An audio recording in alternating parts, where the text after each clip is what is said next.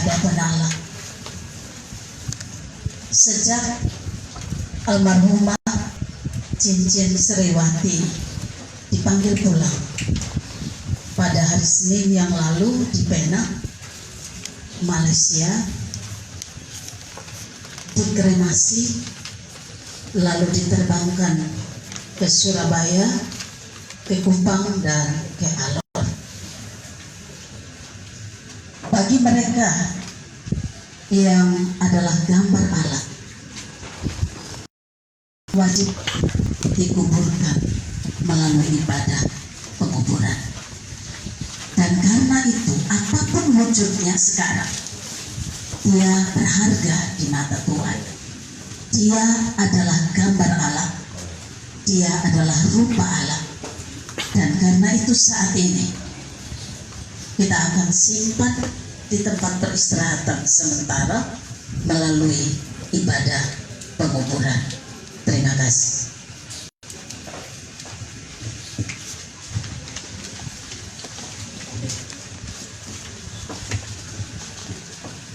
Ajakan beribadah. Bapak, Ibu, saudara-saudari yang dikasihi oleh Tuhan Yesus.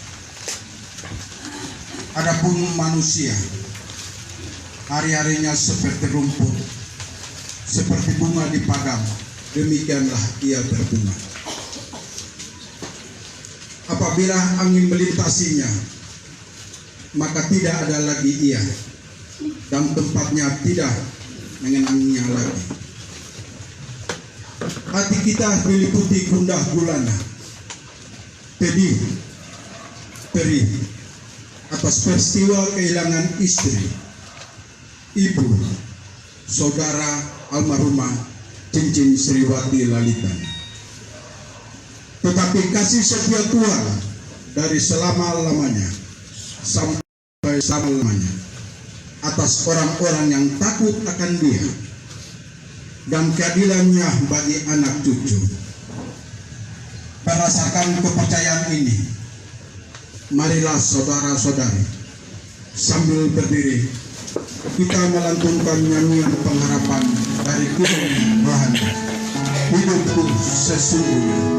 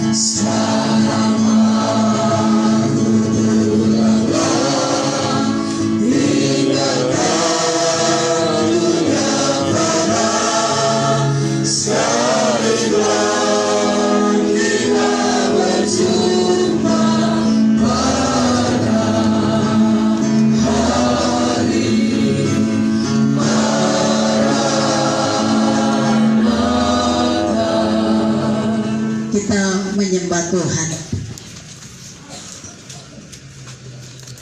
Dalam nama Bapa, Anak, dan Roh Kudus.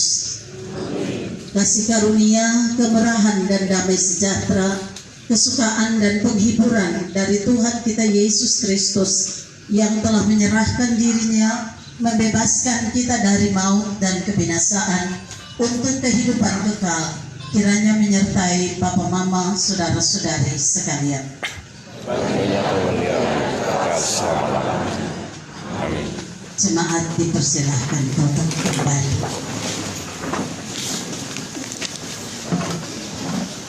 Waktu aku takut, aku ini percaya kepadamu.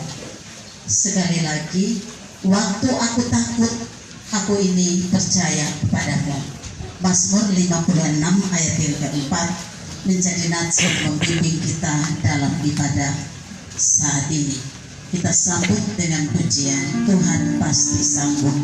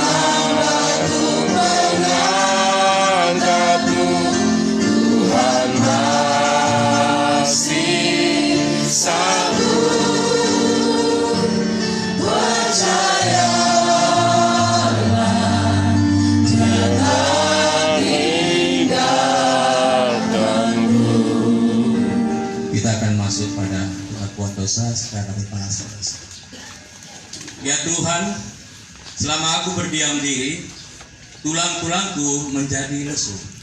Karena aku mengeluh sepanjang hari. Sebab siang malam tanganmu menekan aku dengan berat. Sumsumku menjadi kering seperti orang yang musim panas. Dosaku kuberitahukan kepadamu. Dan kesalahanku tidaklah kusembunyikan.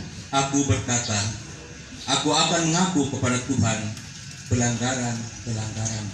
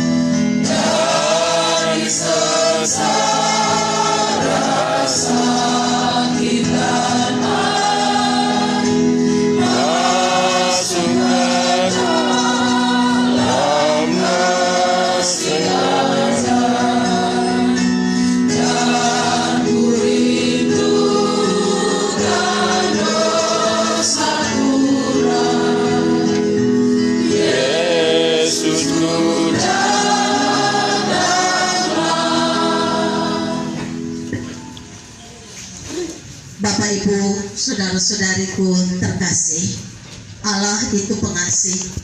Ia akan mengampunimu dengan limpahnya. Serahkanlah hidupmu kepada Tuhan dan percayalah kepadanya, dan Ia akan bertindak. Ia akan memunculkan kebenaranmu seperti terang dan hakmu seperti siang. Bersyukur kepada Tuhan.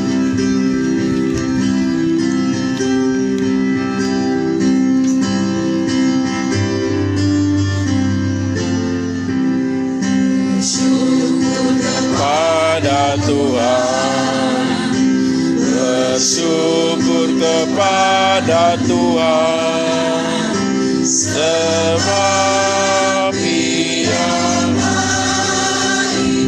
Bersyukur kepada Tuhan, bersyukur kepada Tuhan, bersyukur kepada Tuhan, sebab Ia baik. Bersyukur kepada Tuhan.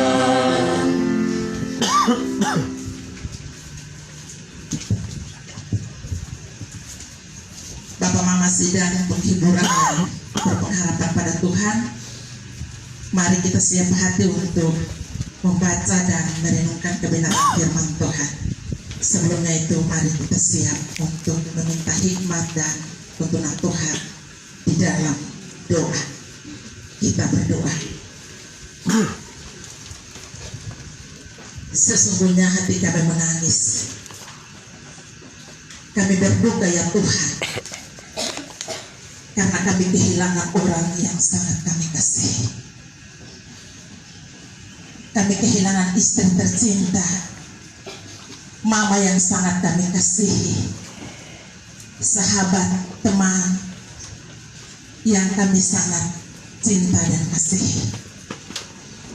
Namun kami percaya bahwa Tuhan, apa yang Tuhan buat dalam kehidupan kami itulah yang terbaik. Dan ketika Tuhan melakukan segala sesuatu dalam hidup ini, kami percaya bahwa Tuhan pasti bertanggung jawab. Terima kasih ya Tuhan Yesus. Dengan keadaan yang duka yang kami alami saat ini, kami rindu untuk dihibur dan dikuatkan oleh Tuhan lewat firman-Mu. Biarlah Tuhan Engkau memberkati kami semua. Berkati hamba-Mu, Mama Pendeta yang akan menjadi saluran berkat bagi kami. Tuhan urapi, Tuhan kuduskan, agar biarlah firman Tuhan yang disampaikan pada siang hari ini boleh menjadi kekuatan bagi kami, boleh menghibur setiap hati kami yang dirundung duka ini Bapa. Terima kasih ya Tuhan Yesus.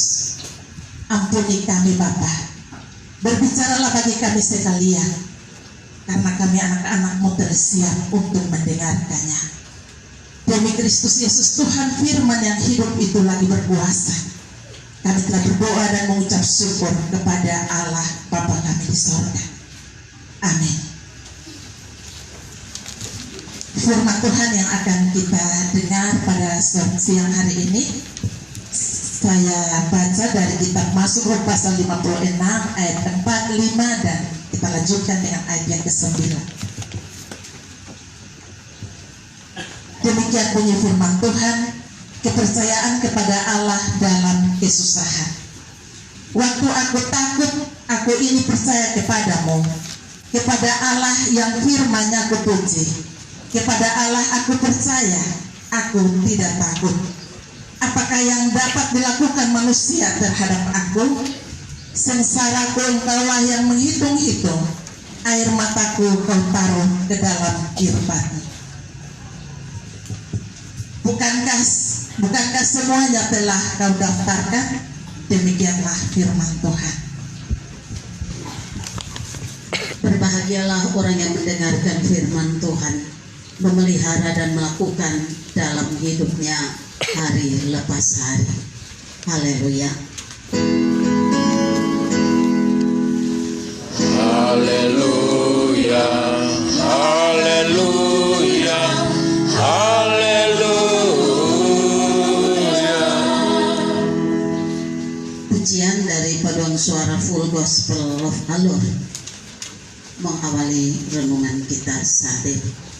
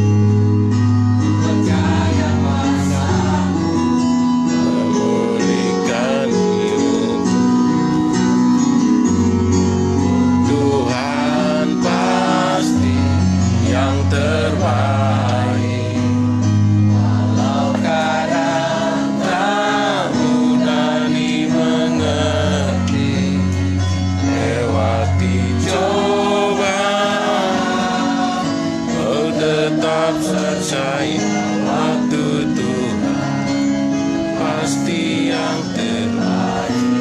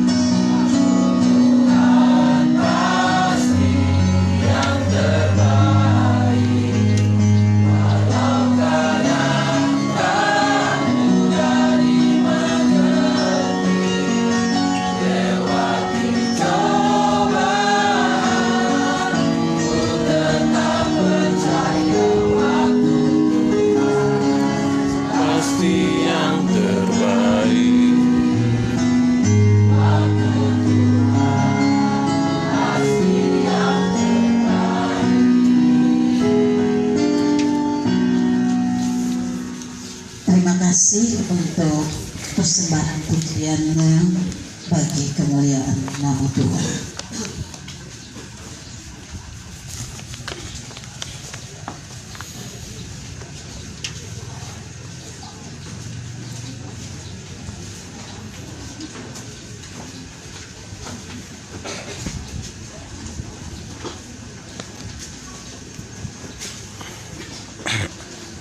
Bapak Ibu, saudara-saudariku sidang penghiburan yang dikasihi Kristus. Salam. Salam. Dalam situasi terdesak, terjepit, dan sangat membahayakan hidup, bagaimana perasaan saudara dan saya? Panik, takut, bingung. Perasaan ini juga pasti terjadi dan kita alami dalam hidup, khususnya keluarga Lalitan berhadapan dengan saat-saat genting kematian istri ibu terkasih almarhumah Cincin Sriwati Lalitan. Mazmur 90 ayat 10 bagian B mengatakan, sebab berlalunya buru-buru dan kami melayang lenyap.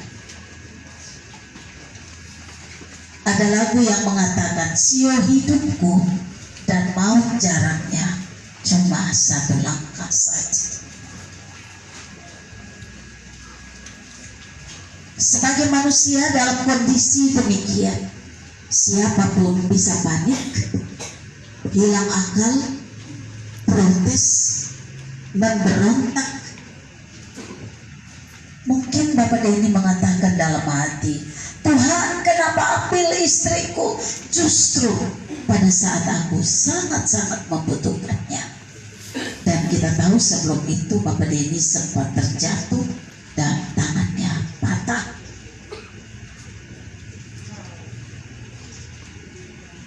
Daud sebagai seorang tokoh terkenal dalam perjanjian lama pernah juga mengalami hal seperti ini.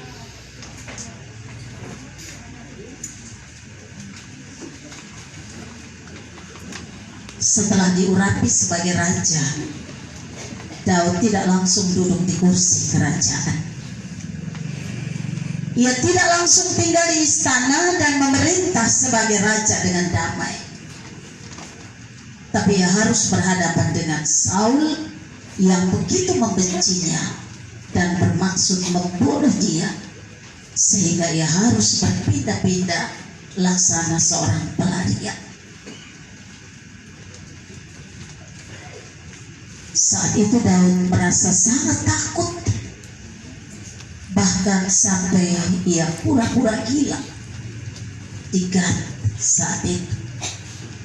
Dalam hati mungkin Daud berkata, Tuhan, mengapa engkau mengutus aku menjadi abdimu untuk membebaskan bangsa Israel dari serangan bangsa Filistin? Tapi sekarang engkau membiarkan aku dikejar-kejar Saul, bapa mantuku sendiri.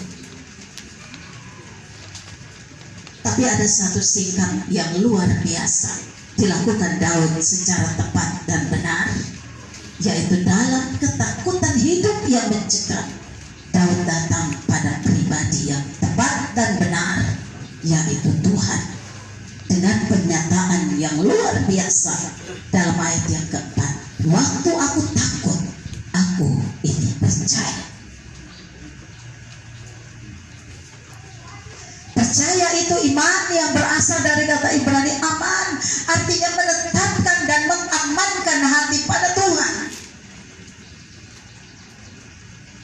Iman artinya bersandar penuh pada kesetiaan Allah, dan selama saudara dan saya melakukannya, kita tidak akan menyesal, kita tidak akan kecewa.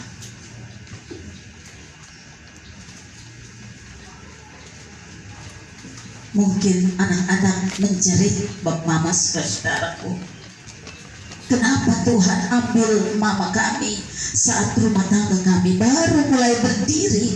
Mungkin kata Hansel, ya. Mengapa putra pertamaku masih kecil, Haidit, dia butuh oma.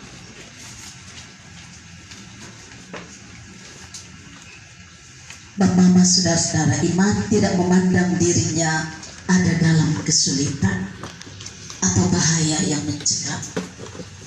Daud yang tadinya takut kini merasa aman karena ia mengamankan diri pada Allah. Ia bersandar pada Allah yang menuntun masa depannya. Dalam percaya dan merasa sangat tenteram di tengah-tengah ketidaktentraman. Daud merasa pasti di tengah-tengah ketidakpastian, merasa aman di tengah-tengah ketidakamanan. Semakin ia merasa takut, semakin ia menaruh percaya pada Tuhan lebih dalam. Ini memang ungkapan iman yang tidak lazim di masa kini. Karena biasa waktu ketakutan datang, banyak orang mengandalkan kekuatan fisik, banyak orang mengandalkan akal budi, banyak orang mengandalkan ketokohan, pengaruh atau kuasa, lalu lupa mengambil sikap iman seperti Daud. Saat itu Daud tidak mengarahkan perhatiannya pada Saul, karena sejauh perhatian tertuju pada usaha lawan, pada akal dan strategi semata-mata, tidak akan menyelesaikan persoalan. Karena itu adalah soal kalah menang, kecuali datang pada Tuhan, karena ia memampukan saudara berjalan dalam cahaya kehidupan.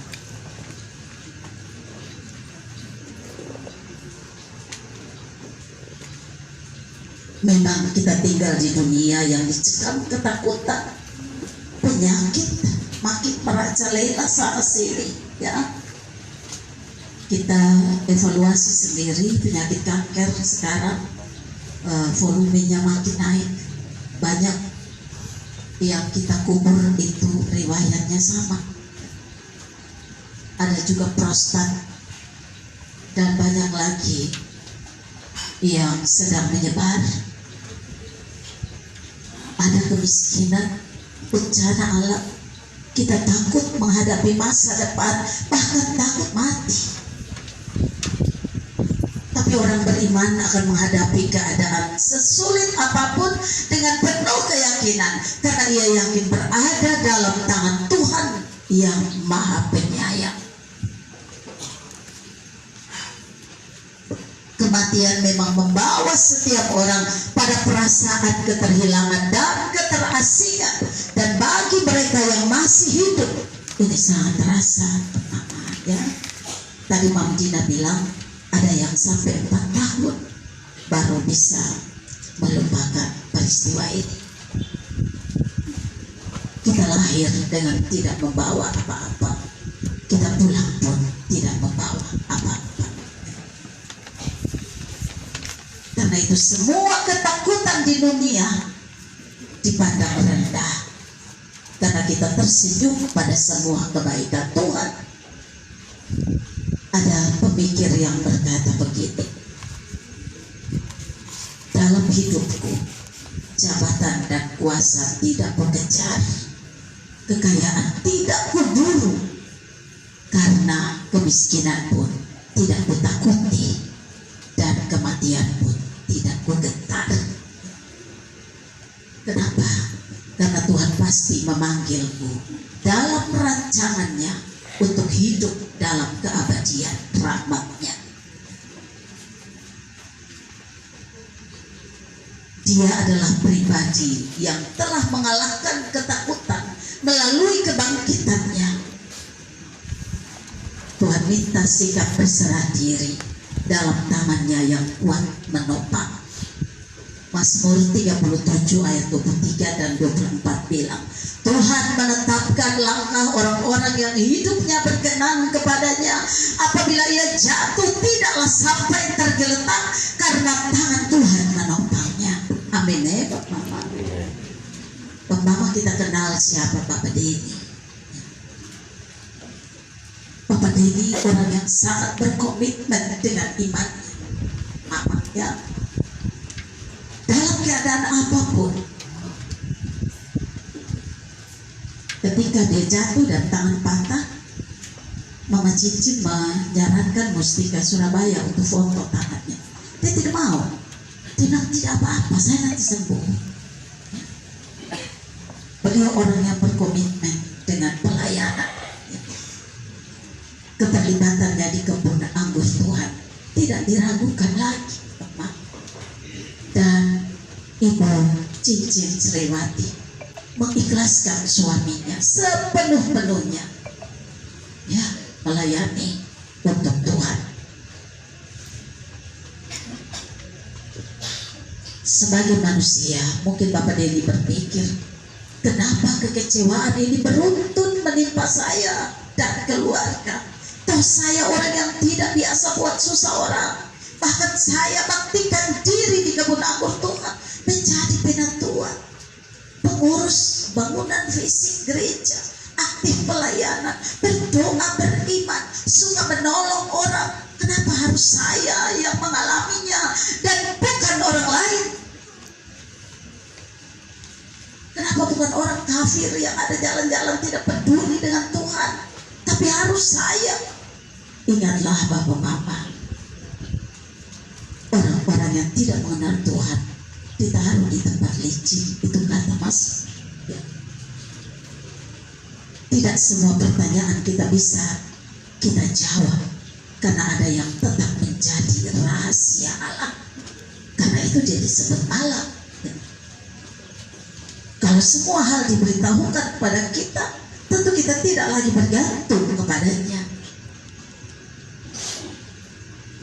Saat kita lemah dan terpuruk, kemanakah kita bergantung? Sebelum almarhumah Mama Cincin Sriwati dibiopsi, beliau pimpin doa malam. Beliau mengatakan, Tuhan Engkau baik, apa yang Kau lakukan itu baik adanya. Ya. Apakah saat kita terpuruk kita menggantungkan diri pada kekuatan kita? Tidak mungkin, saudara, karena kekuatan kita akan lenyap seiring perjalanan waktu. Apakah pada akal budi? Tidak juga, karena akal budi sangat terbatas, dan saat tertentu dokter akan mengatakan kami angkat tangan, ya. Angkat tangan. Sampai di Malaysia, di Penang, saat tertentu dokter bilang, Pak Denny, Mama bisa dibawa pulang ke Surabaya. Kami angkat tangan. Bapak Denny tetap berprinsip, dokter angkat tangan, tapi Tuhan belum angkat tangan. Karena itu beliau bilang, biar saya di Malaysia saja. Saat tertentu kita bilang, saya hilang akal, saya bingung. Ya, apakah kita bergantung pada manusia? Tidak juga. Manusia bisa ingkar janji, ya, bisa berkhianat, bisa. Apakah pada kekayaan? Tidak juga. Kekayaan juga saatnya habis terpakai, ya. Apakah pada jabatan dan kuasa? Itu mustahil, Bapak Mama, karena semua orang juga menginginkannya, ya. Hanya ada satu yang pasti, yaitu Tuhan. Mazmur 56 ayat 9 bilang, sengsaraku engkaulah yang menghitung, air mataku kau taruh dalam kirbatmu. Ayat 9 tadi kata, Tuhan serius menampung air mata dukamu dalam kirbatnya. Kenapa saya bilang serius, Pak Mama? Kirbat itu semacam buli-buli yang terbuat dari kulit binatang, yang dibersihkan, disamak, dimasak, lalu diproses agar berwarna, halus dan tahan lama.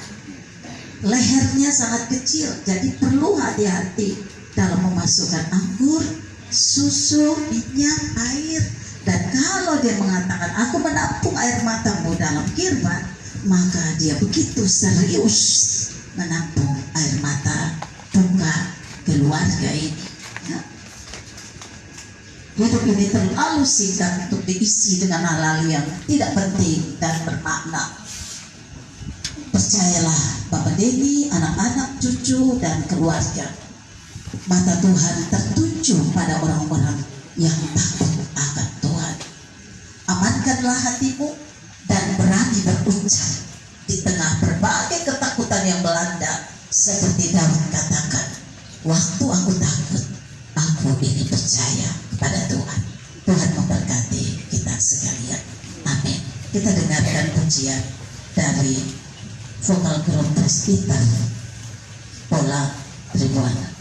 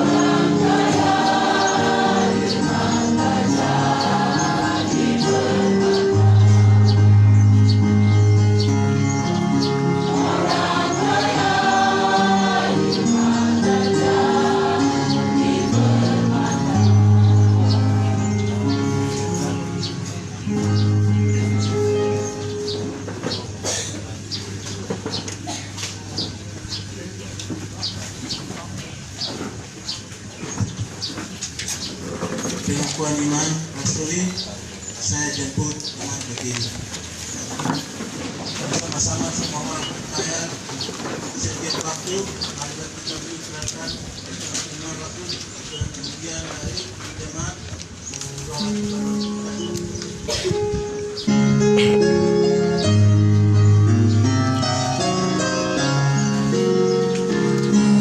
Percaya Allah yang kekal, yang oleh sabda kita kenal, bahwa pencipta alam semesta yang mengasihi manusia. Aku percaya Putra Tunggalnya disalibkan di Golgota, yang dari kubur bangkitan menang, naik ke sorga dalam terang. Aku percaya pada Roh Kudus yang mendiami kita terus. Aku percaya gereja yang esa, ku jadi suci di dalamnya.